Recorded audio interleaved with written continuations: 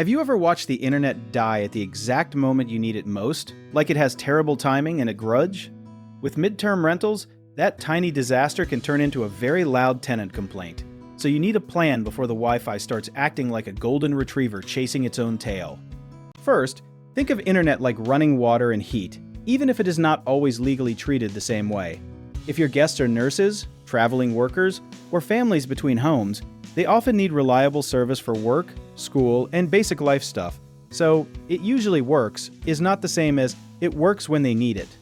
The easiest move is to set up a strong internet package with backup in mind.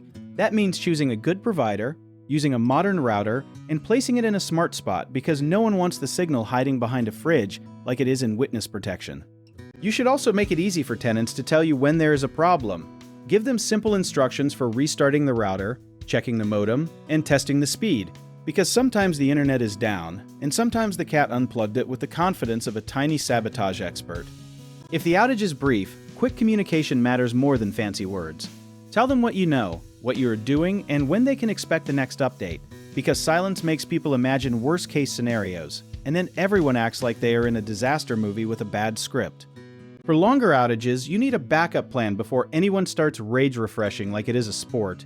A mobile hotspot, a spare modem, or a second provider can save the day, and yes, it feels dramatic, but so does a tenant trying to join a video call from their car. Now for compensation, keep it fair and simple. If the outage is short and you fix it fast, maybe a small credit is enough, but if service is unreliable for a full day or more, a larger rent credit or refund may be the right move, depending on your lease and local rules. The key is not to guess in the heat of the moment like a game show contestant under pressure. Put your policy in writing ahead of time, so tenants know what happens if the internet goes out for a few hours, a day, or longer, and you are not inventing terms like a pirate accountant. Some owners worry that offering compensation admits fault every time, but that is not always true. It can simply show that you care about the stay and understand that a midterm renter is buying stability, not just four walls and a couch with opinions.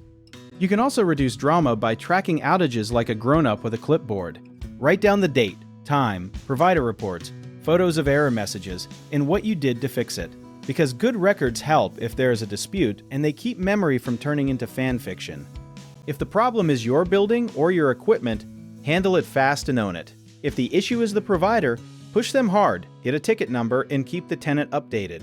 Because the company is looking into it is not a meal, a paycheck, or a working Zoom call. A lot of tenants mainly want to know you are not ignoring them. Even a simple message like, "I have called support, here's the case number, and I am expecting an update by 3, can calm the whole thing down like you just turned down the volume on chaos.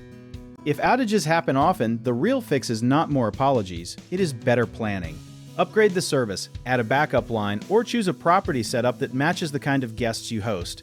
Because selling remote work ready with shaky Wi-Fi is like advertising a superhero cape made of tissue paper.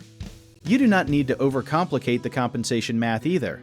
A clear policy, a fast response, and a reasonable credit formula will usually feel more honest than a long back and forth that eats everyone's time and patience like a bad sequel nobody asked for.